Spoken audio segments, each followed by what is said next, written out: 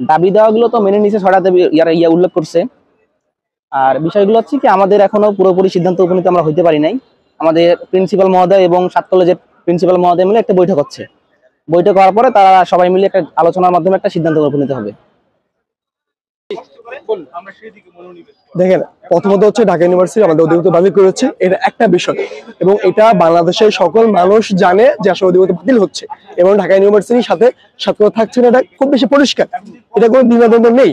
কিন্তু এখন সমস্যা জায়গাটা হচ্ছে যে বর্তমানে যে রানিং স্টুডেন্ট আছে তাদের অবস্থাটা কি হবে। এখন আমরা অভিভাবকহীন, কিন্তু ঢাকা ইউনিভার্সিটি থেকে আমরা বের হয়ে গিয়েছি। এখন আমাদের অভিভাবক আসলে কে, ইউজিসি না হচ্ছে আপনার হাই কমান্ড, কারা আমাদেরকে এই বিষয় নিয়ে আমরা এখন ধোঁয়াশা রয়েছি। আমরা আশা করি শিক্ষা উপদেষ্টা, প্রধান উপদেষ্টা এবং যারা সাধারণ শিক্ষার্থী হিসেবে আছেন 7 কলেজের টিমে, তাদেরকে নিয়ে একটা সম্পূর্ণ কমিটি গঠন করা হবে। পরবর্তী কার্যক্রম বর্তমান শিক্ষার্থীদের নিয়ে কি হবে এবং 24-25 শিক্ষার্থী যারা ভর্তি হবে নতুন করে, তাদের ভর্তি প্রক্রিয়া কি হবে, তাদের ভর্তি ফি কি হবে, এই বিষয়গুলো নিয়ে তারা অবশ্যই একটা সিদ্ধান্ত নিবে বলে আমরা বিশ্বাস করি। সুস্পষ্ট ঢাকা ইউনিভার্সিটি প্রতিনিয়ত একটা স্বৈরাচারী মনোভাব পোষণ করে এবং আমরা দেখেছি প্রতিনিয়ত বিভিন্ন ধরনের সিদ্ধান্ত তারা বাংলাদেশের বিভিন্ন শিক্ষা ক্যাম্পাসে তারা কিন্তু চাপিয়ে দেয়। আপনি অন্যতম একটা বিষয় হচ্ছে ঢাকা শহরে আমরা জানি জ্যামের শহর, সেই জায়গায় কিন্তু কি করেছে, সেই জায়গায় তারা তাদের ক্যাম্পাসের ভিতরে তারা কোনো ধরনের হচ্ছে বাইরের যানবাহন তারা প্রবেশ করে দিচ্ছে না। কিন্তু এটা কিন্তু ঢাকা ইউনিভার্সিটি ক্যাম্পাসের কোনো জায়গায় রাস্তা না, এটা সিটি কর্পোরেশনের রাস্তা। কোন সাহসে বা কোন সাহসিকতা, কোন দুঃসাহসিক কারণে তারা আসলে এই রাস্তাগুলো আটকায় আমার বোধগম্য নয়। ঢাকা ইউনিভার্সিটি স্টুডেন্ট যে মনোভাব পোষণ করে, যে ধরনের খারাপ আচরণ করে শিক্ষার্থীদের সাথে আমরা দেখতে পেয়েছি, এবং গতকালকে যে আমাদের সাধারণ শিক্ষার্থীদের উপরে রামদাও নিয়ে লাঠি নিয়ে অস্ত্র নিয়ে আমাদের উপর আক্রমণ করেছে এবং আমাদের কয়েকটা ভাই হসপিটালাইজ হয়েছে, এই বিষয়ে কিন্তু আমাদের খুব বেশি ভাবাচ্ছে এবং তারা আসলে ছাত্রলীগের মনোভাব পোষণ করছে। এবং আমরা শুনেছি কিছু কিছু ব্যক্তি এখানে অনুভব দেখিয়েছে, এবং আমি এটাও বলতে চাই সমন্বয়ক যারা, তাদের ভূমিকা আসলে আমরা প্রশ্নবিদ্ধ করি। তারা যদি সুন্দর মতো আমাদের ভূমিগুলো এগুলো মানে সমাধান করতো, যেত না। কিন্তু ভাই তারা কি করেছে, তাদের শিক্ষার্থীদেরকে তারা নির্ঘাত অবস্থান করে দিয়ে তারা কি করেছে, পুলিশ আমাদেরকে অ্যাটাক করেছে, ওই ইডেন কলেজ থেকে তারা কি সমর্থন দিচ্ছে। সবচেয়ে বড় কনসার্নের বিষয় ভাই এইটা, সেটা হচ্ছে যে আপনার ইডেন কলেজের শিক্ষার্থীরা ঢাকা ইউনিভার্সিটি শিক্ষার্থীদেরকে জুতা দেখাতে বাধ্য হয়েছে ভাই। তারা কি এমন শিক্ষার্থী, কি এমন ঢাকা ইউনিভার্সিটি করলো যার কারণে ইডেন কলেজের শিক্ষার্থীরা জুতা দেখাতে বাধ্য হলো, তাদেরকে হ্যাঁ প্রতিপন্ন করেছে।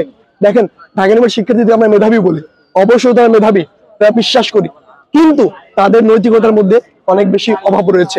তারা নৈতিকতা সম্পন্ন নয়। যদি নৈতিকতা সম্পন্ন হতো তাহলে তারা কখনোই এই তারা বোনদেরকে কুরুচিপূর্ণ মন্তব্য করতো না, বোনদেরকে নিয়ে তারা ডান্স করতো না, বোনদেরকে নিয়ে তারা নাচতো না। আমার ভাই নির্বাহী সদস্য বৈষম্য ছাত্র আন্দোলন রাকিব ভাই, তিনি হসপিটালে রয়েছে, 6টা হসপিটাল ঘুরে তাদেরকে তার স্বাস্থ্য নিশ্চিত করতে পারছে না। সমস্যা মেডিকেলে, ঢাকা মেডিকেলে তাকে আসলে অপারেশন থিয়েটারে ঢোকানো হয়েছে।